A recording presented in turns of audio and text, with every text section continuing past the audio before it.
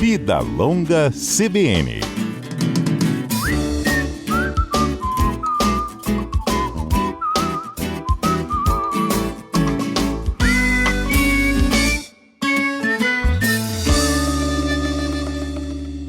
Quem é o nosso convidado é o nutricionista e professor universitário Felipe Estrela, que também é pai e deve passar pelo mesmo problema. Professor, bom dia. E aí, Patrícia, bom dia, tudo bem com você? Tudo certinho. Então, professor, como é que a gente convence uma criança a comer brócolis? Será que essa criança existe? Minha dificuldade. Patrícia, primeiramente, obrigado pelo espaço, é uma honra falar aqui em nome do UNESCO. E, Patrícia, é um processo complexo, mas é um processo possível.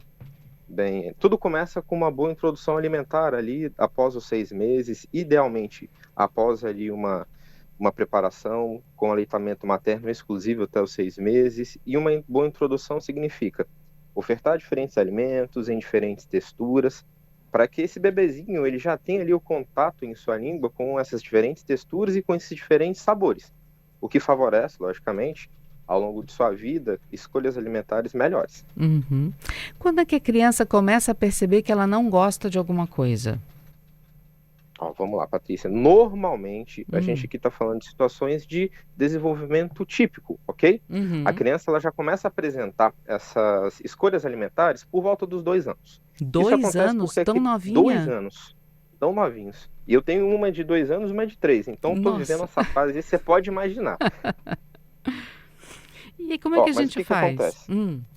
Perdão te cortar. O que acontece? Nós temos então o desenvolvimento que essa criança ela começa a entender que as suas preferências têm impacto no mundo, que ela pode escolher a roupa, escolher diferentes situações onde ela quer estar, e ela também impõe isso por meio da alimentação, através de escolhas alimentares. Então, uma criança que comia o brócolis, que comia cenoura, ela tinha ali uma variedade alimentar muito boa, aceitava de tudo ali em suas refeições principais, ela começa a selecionar. Mãe, não quero isso, pai, não quero isso, vó, não gosto. Às vezes ela nem prova, ela olha e já fala, não gosto, não quero. E aí que mora a preocupação dos pais, né? Mas ela não olha porque ela acha a comida feia. É estranho isso, né? Porque eu já vi fazer de tudo, né? O brócolis parece uma arvorezinha. Olha a cenourinha, é o nariz do boneco de neve. Nossa, eu já vi pais e mães serem criativos aos extremos para as crianças poderem comer legumes e verduras. Perfeito. Essas analogias, essas brincadeiras, elas são extremamente bem-vindas, né? Até um prato colorido, variado, é tudo muito bem-vindo. Só que não é um processo tão simples. A criança, depois que ela tem esse corte pelo medo do novo, que é o que a gente chama de neofobia, que pode acontecer, você precisa de cerca de 10 a 15 exposições desse alimento. E o que configura uma exposição? Não é forçar a criança a comer, é colocar no prato dela em diferentes formas de preparo. Então, uma vez foi ralado, outra vez foi cozido, enfim, misturado com outro alimento, deixa ali à disposição para a criança comer. E o mais importante, Patrícia, a criança deve ver os adultos comendo também. Então, ela tem que estar no mesmo ambiente alimentar dos pais, dos cuidadores, vendo esses cuidadores consumindo esse alimento, e aí você vai criando oportunidades dela querer provar, dali se habituando com esse alimento e isso ser reintroduzido na rotina dessa criança. Legal. Agora, estações do ano, como eu até falei aqui para o nosso ouvinte, às vezes no verão o próprio adulto fica meio enjoado por conta do calor, não quer comer nada, né? Criança também sente isso e em qualquer idade? Já sente desde as mais novas idades, desde o bebezinho, porque, por exemplo, na estação que nós estamos, temperaturas altas, as crianças elas vão preferir por alimentos que vão favorecer a hidratação dela. Então ela vai sentir mais calor, o corpo vai ativar mais as vias de controle desse calor, e a principal via que nós temos no corpo humano é a via de produção de suor, o que logicamente a gente tem como malefício a redução do percentual de água que nós temos no nosso corpo. Então o corpo ele vai procurar reestabelecer isso. Então eles estarão mais aptos a beber água. Se for um bebezinho de colo que recebe só aleitamento materno, ele vai buscar mais mamadas para suprir essa necessidade que ele tem.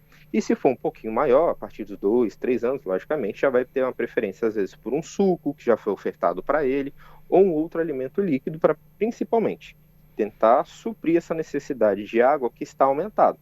Qual é o grande ponto? Se você parar para pensar, esses alimentos que têm um maior percentual de água em sua composição não são alimentos que também vão ter nutrientes associados que vão aumentar o aporte calórico deles. Então, se eu tenho um suco, eu não vou ter tantas calorias assim. E às vezes a criança, o bebezinho, vai se encher ali desse alimento mais líquido e não vai querer aceitar outros alimentos que normalmente a gente tem ali numa refeição tipo almoço. Então, arroz, um feijão, uma carne, uma salada. Ele acaba fazendo essa opção, o que às vezes preocupa os pais. Uhum. Agora, nessa questão da alimentação enquanto bebê, no início você falou da alimentação pelo leite materno, pelo menos até os 6 meses, né? Em que momento, também já ouvi dizer que quanto mais a criança viver do leite materno, melhor. Como é que você introduz a comida, a tal da papinha, o suquinho na alimentação? Deixa a criança primeiro rejeitar o leite materno ou não querer mais o leite materno para depois então introduzir isso? Faz meio a meio? Como é essa mudança? Isso deve influenciar de alguma forma também o paladar e a rotina do bebê com a comida que não seja o leite, né? Também influencia.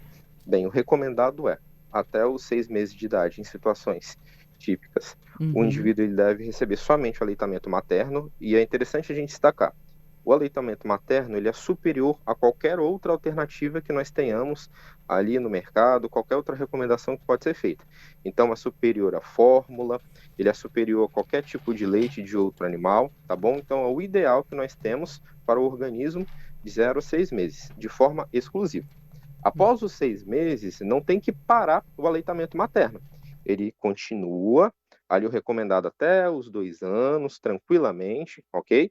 Contudo, a partir dos 6 meses, a gente já tem a introdução dos alimentos. E aí nós temos diferentes métodos para essa introdução. Pode ser por modificação de textura, às vezes ofertando a forma de uma papinha, pode ser também. Contudo, já tem outras propostas de introdução alimentar, às vezes oferecendo o alimento picado de uma forma que a criança consiga pegar, que a criança consiga interagir melhor com esse alimento, e aí esfregando, né, na boca, fazendo até uma massagem nas gengivas. Isso tudo vai favorecendo a aceitação da criança por esse alimento. Mas a partir dos 6 meses já é meio que obrigatório inserir outros tipos de alimento ou pode continuar com leite materno até a criança não querer mais? Não, aí a gente continua com o aleitamento materno, só que aí a gente tem que introduzir. Porque Então. a criança, a gente já tem que introduzir. A criança, ela já ganha um tamanho, ela já vai tendo necessidades nutricionais que vão aumentando. Então, para a gente suprir essa demanda que é crescente, porque a criança está se desenvolvendo, a gente precisa também desse aporte que os alimentos dão. Ah, entendi. Porque o leite materno, como você disse, é o alimento mais completo, mas ainda assim ele é completo até um determinado ponto, é isso? Ele é completo, Determinada mas idade? veja, a quantidade que uma mãe consegue produzir desse leite materno, ela vai ser interessante, ela vai conseguir atender todas as necessidades até os 6 meses. Depois, o natural, né, conforme o nosso desenvolvimento, é que os alimentos sejam introduzidos para complementar esse leite. E depois esse leite, após os 2 anos, idealmente, né, que a gente está falando do ponto de vista que é recomendado, o ideal, a gente vai ter variações na clínica, mas até os 2 anos depois o leite materno ele é retirado e a criança segue somente com os alimentos. A Renata está aqui falando, não depende só da quantidade de leite que a mãe produz? Tem mulheres que... idade? Não, no caso até os 6 meses que ela está colocando aqui. Depois dos 6 meses depende também da quantidade de leite que a mãe produz. Tem mulheres que conseguem produzir leite por mais tempo, tem outras que não conseguem nem chegar nos 6 meses, não é isso? O que a gente tem como fator primordial? O correto estímulo à produção desse leite. Então, esse vínculo mãe-bebê, ele é muito importante para favorecer essa produção de leite. Produzir leite, amamentar, por mais que tem várias situações que são tanto quanto romantizado, mas é um processo que por vezes vai demandar sim dedicação, vai demandar ali passar por momentos um tanto quanto desconfortáveis, como dores, até encaixar apega, e por vezes, Patrícia, a gente vai precisar de profissionais para auxiliar nisso. Então, o médico ele pode intervir ajudando a mãe. Temos assessorias, por exemplo, de enfermeiros especializados em amamentação que podem ajudar. Então, isso vai facilitar o quê? Que haja o estímulo fisiológico à produção de leite. Então, a correta pegada do bebê na mama vai interferir nisso, vai favorecer, estar presente, estar atento, estar sempre estimulando, vai favorecer para que haja a manutenção dessa produção. E, por último, obviamente, a mãe tem que se nutrir, tem que beber água, tem que comer bem. É ponto fundamental. Professor, só fica comigo, a gente vai para o Repórter CBN e volta essa conversa já já. Só fica um minutinho só. Beleza. 10h35, estamos de volta falando sobre o que impacta o paladar infantil e o paladar das crianças. Será que a gente leva isso também para a vida adulta? Conosco, o nutricionista e professor universitário Felipe Estrela. Professor, obrigada por aguardar a Rede CBN conosco aqui na CBN. Professor? Por nada, Patrícia. Estamos à disposição. Vamos lá. Vamos lá, já temos participação aqui dos nossos ouvintes. O Renan está aqui comigo perguntando o seguinte: o sabor do leite materno influencia, já que o que a mãe come influencia no leite, esse sabor influencia no bebê? Ele pode ser uma criança que vai gostar mais de açúcar? Olha, influencia alguns componentes, inclusive, que a gente tem nos alimentos. Eles podem, vou colocar de uma forma bem informal, passar, né? Eles também podem ser encontrados ali no leite. E vai variar, então, nessa percepção. Obviamente, aqueles alimentos que às vezes são um pouco mais pungentes e tudo mais, podem trazer, ou tem algum tipo de sabor muito forte, pode trazer um certo desconforto. Agora, o leite materno em si, ele tem uma quantidade de lactose, que é o açúcar natural do leite, que é um pouquinho mais elevada. Primeiro, pelo aporte energético necessário para o bebezinho, isso está certo, e logicamente vai trazer um certo dulçor que, para aquele momento, para melhor aceitação, vai ser interessante. Entendi. Bom, e o açúcar? O açúcar, ele deve ser introduzido na vida de uma criança? Ele não precisa ser? Como é que funciona isso? Olha, o açúcar, ele não é um item que a gente pode colocar como necessário, mas a recomendação que nós temos, após 2 anos, em alguns casos, ele pode ser consumido. Não é algo que é recomendado, mas eventualmente, em alguma situação que a criança foi exposta, ela pode consumir pequenas quantidades. Até os 2 anos, isso não é recomendado.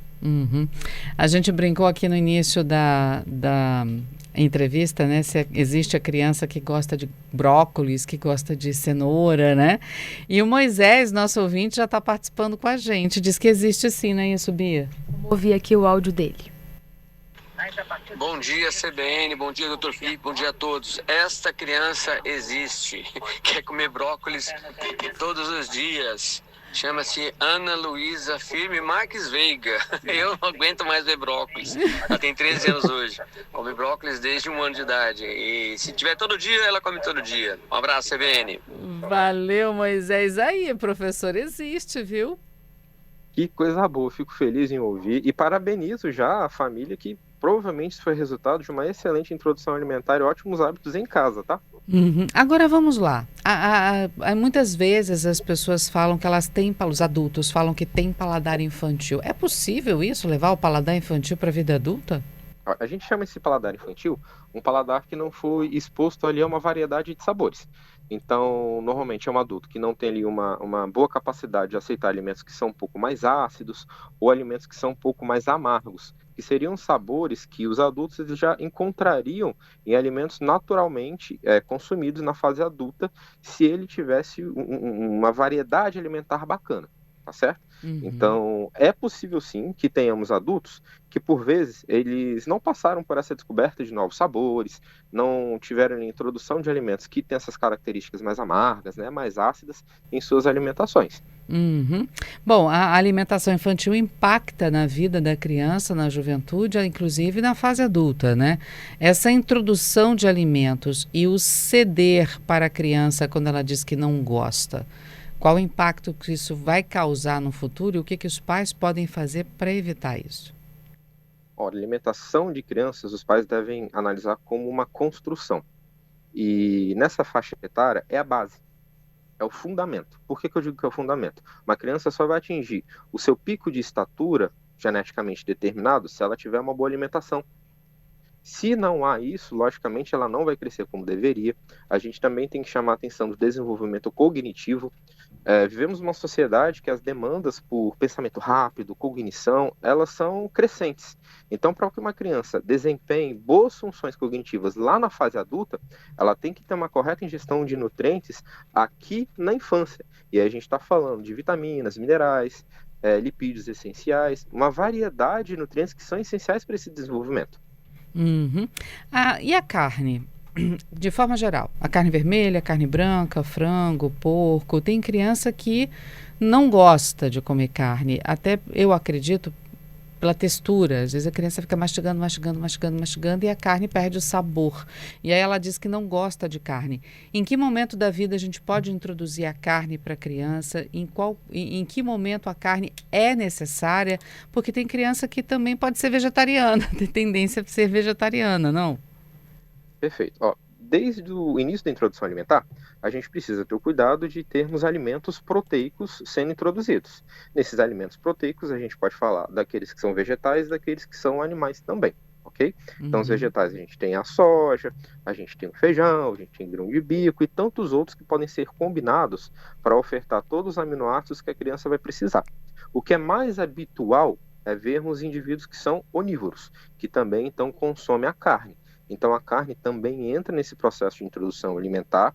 E como você muito bem destacou, às vezes a carne, ela, por sua consistência, ela não vai ser tão bem aceita nos moldes que um adulto come. Então, por vezes, sim, as modificações de consistência, elas vão ser desejadas. Então, eu vou ter uma cocção que vai ser um pouquinho mais demorada, vai ficar um pouquinho mais molinho, vou cortar ali, às vezes, de uma forma que a criança vai aceitar melhor. São estratégias bem-vindas no início. Temos mais ouvintes conosco, professor. Bia, quem é? É o Leandro? Isso, o Leandro Firmino mandou um áudiozinho de 1 minuto pra gente, Patrícia, contando um outro lado. A gente recebeu o áudio do Moisés, de uma criança que gosta muito de comer brócolis. Tem uma outra versão aqui. Vamos lá. Ei, bom dia, Leandro, aqui de Cariacica. De curiosidade, né? Eu tenho um sobrinho de 7 anos, que desde os 2 anos, quando nós passamos, assim, da chips, bala, bombom, isso estragou a alimentação dele, e ele não come nada. A única coisa, assim, de alimento que ele come no almoço é carne, frango frito, carne de boi feita na airfry e batata frita. Essa é a alimentação deles. Não come arroz, não come feijão, não come nenhum tipo de legume cozido.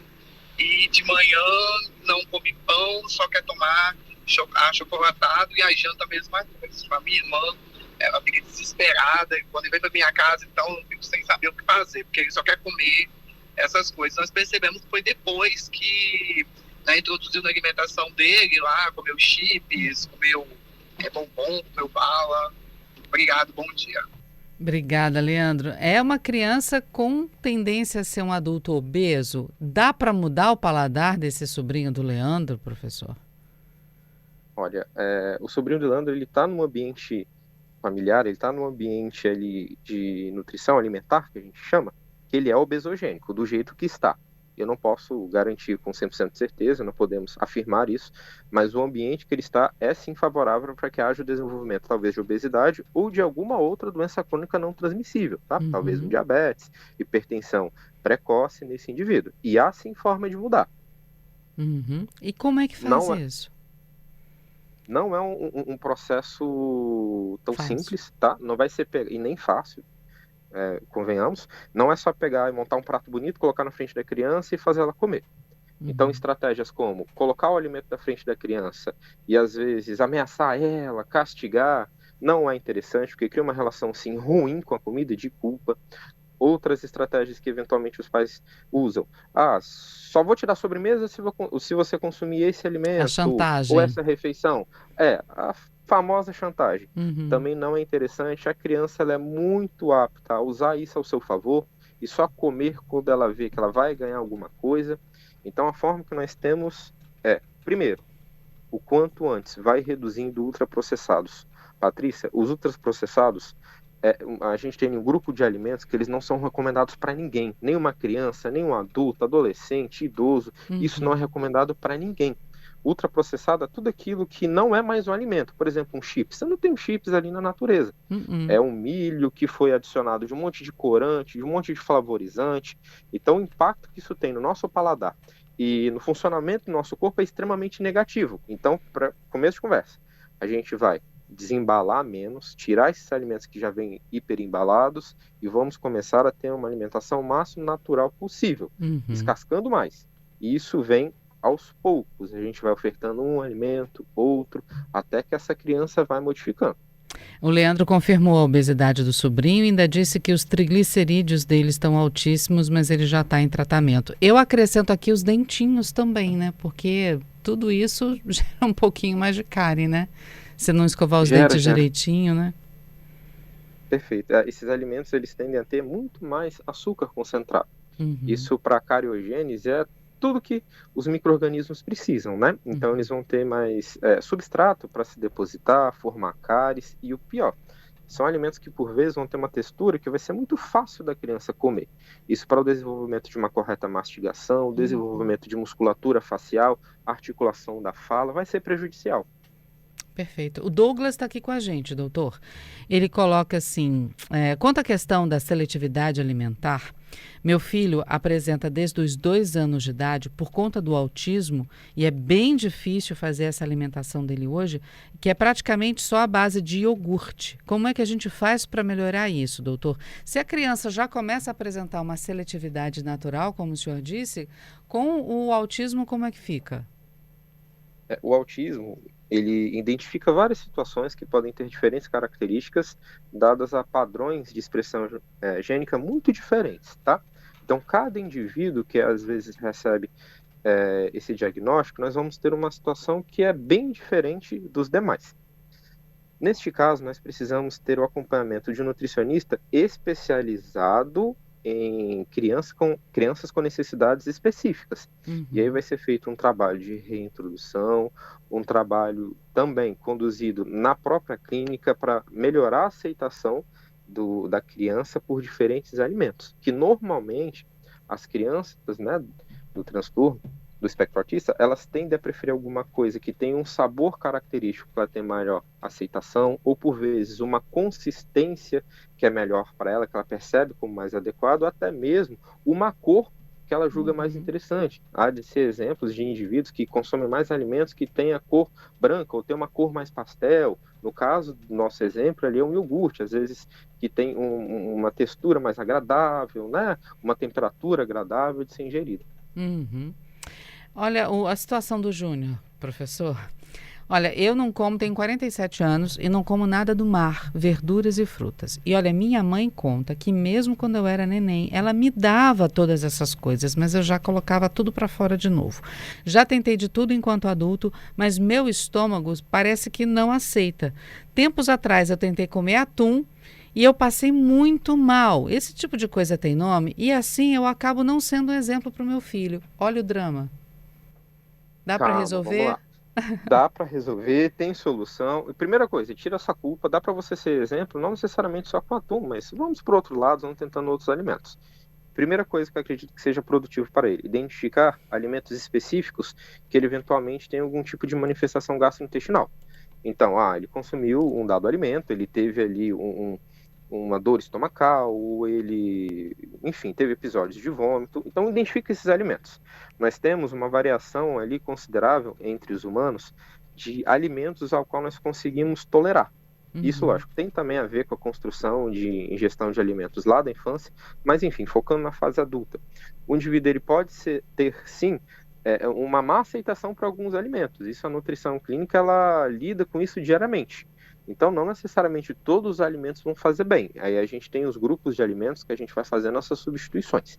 Identificou esses alimentos, reduz e tenta verificar aqueles que não causam nenhum tipo de manifestação gastrointestinal para ir introduzindo aos poucos na dieta. Por exemplo, ele não come almeirão, que é muito específico, tem um sabor um pouco amargo. Vou consumir muito? Não, vamos lá. Refoga, que aí dessa forma, refogado, eu tenho ali uma modificação que a matriz desse alimento fica mais fácil de ser digerido, mais fácil do organismo tolerar, coloca um pouquinho no prato, ingere, vê se ficou tudo bem, e aí vai para outro alimento no outro dia, vai fazendo dessa forma aos poucos, com uma cocção auxiliando que vai dar certo. Beleza. Não param de chegar perguntas para o senhor nem observações, tá, professor? Vamos lá. Perfeito. O Hélio está aqui dizendo, quando eu era criança, eu fui enganado para comer rúcula. Eu só fui experimentar vegetais de novo na adolescência. A gente até pediu para ele contar mais um pouco dessa história. Ele falou que não podia contar, porque senão a mãe dele ia matar ele depois. Entregar a vida dele. Mas ele disse o seguinte, que o filho dele, com o filho dele, ele conseguiu fazer com que o filho confiasse nele e agora adulto continua comendo de tudo, os mesmos hábitos, mas é uma comida saudável de segunda a sexta. Agora sábado e domingo é pé na jaca para todo mundo. Eita. Aí foi a forma que foi criado, né? Então, esse sábado e domingo poderia ser melhor? Pode, mas já é louvável que de segunda a sexta ele come bem, tem uma introdução e, mais importante, tem uma relação de proximidade, de confiança com o filho. Isso também é muito interessante para que hajam ali boas escolhas alimentares. Uhum. Tem outro Leonardo aqui com a gente agora, olha, lá de Santa Mônica, Guarapari, Santa Mônica em Guarapari. Meu filho, além de não gostar de feijão na comida, só come se tiver um suco de pacotinho do lado dele. Como é que eu faço para cortar isso dele? Porque eu vi um vídeo onde esses sucos de pacotinho fazem mal. Verdade. Isso daí é inegável. Esses sucos de pacotinho, eles não têm nada de fruta. Se você observar no rótulo, tem ali, 1% de fruta. Gente, isso não é nada. Uhum. Você vai ter ali, logicamente, um pouco de açúcar, você vai ter ali os flavorizantes, que é aquilo que dá o sabor, um pigmento, que é um corante artificial, que para a maioria das pessoas não é interessante, não vai ter nenhum tipo de atribuição benéfica para o corpo humano. Então, primeiro ponto, já que ele tem essa necessidade de ter um suco ali, vamos tentar colocar um suco natural para começo de conversa. Logicamente, num volume controlado, não vai deixar livre demanda, porque senão essa criança ela vai ter ali a ingestão de suco em maior quantidade, vai atrapalhar a digestão, enfim, tem que controlar. Agora, como é que... Vou registrar aqui o Moisés, do filho que come... Da filha que come brócolis, né? Que a gente falou no início. Ele mandou aqui de novo uma participação dizendo... Olha, obrigado, o professor está corretíssimo. Eu sou consultor em orgânicos. Assim, a minha filha Ana teve introdução a alimentos apenas naturais, como legumes, verduras e frutas até aos 12 meses. Agora, o açúcar, ela descobriu na creche, infelizmente. Tem isso, fica né? mais complicado a gente controlar. Tem isso. A gente tem, às vezes, a criança indo para uma creche, tem, às vezes, um familiar que não respeita muito a opção de criação dos pais, que, às vezes, vai introduzir de forma precoce. É bom ter um alinhamento de todos os ambientes que essa criança convive, todos os ambientes que ela participa ali das refeições, né? Isso não é bobeira, gente. Então, as escolhas alimentares, elas são sérias, a gente tem que respeitar a opinião do pai, da mãe, enfim, de quem está criando essa criança, de eventualmente ter sim uma opção mais saudável, porque vai trazer inúmeros benefícios para ela. Uhum.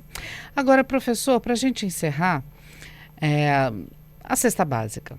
A gente tem feijão, tem arroz, tem macarrão, tem óleo de soja. Os itens da cesta básica, tem algumas que vêm até um pacote de biscoito. Como é que alimenta bem uma criança para aquelas famílias que têm acesso apenas a uma cesta básica? Não tem dinheiro suficiente para comprar um iogurte, para comprar um leite, né, mais voltado para a criança. Como é que faz? Olha, uma dificuldade que às vezes nós temos é que a alimentação saudável, ela está sendo cada vez interpretada e colocada pelo comércio como algo caro. Então, você vai comprar um alimento dito fitness, ele é 3 vezes mais caro.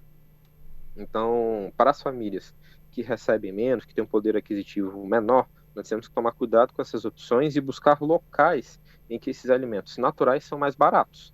Então, nós temos as feiras que auxiliam muito nisso. Então, para aquelas pessoas que têm poder aquisitivo menor, eu recomendo, visite as feiras, vá às vezes no horário que está um pouquinho mais barato, que é o que a gente chama popularmente da xepa. Está mais em conta. Não são alimentos ruins, não são alimentos que têm menor densidade nutricional, não é isso. É só que, por vezes, o horário já está avançando, o feirante está querendo se deslocar, então ele às vezes faz preços melhores.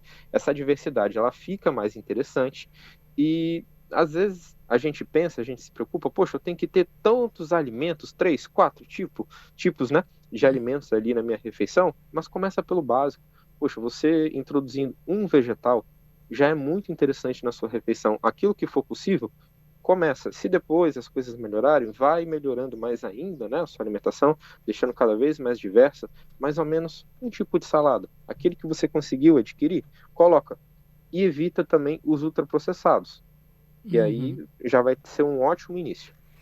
Professor, eu queria muito agradecer a sua participação conosco, muitos ouvintes participando também, agradeço a todos eles e obrigada por estar conosco nesse sábado, dando atenção e respondendo os nossos ouvintes. Patrícia, eu que agradeço, foi um ótimo bate-papo e sigo à disposição, tá bom?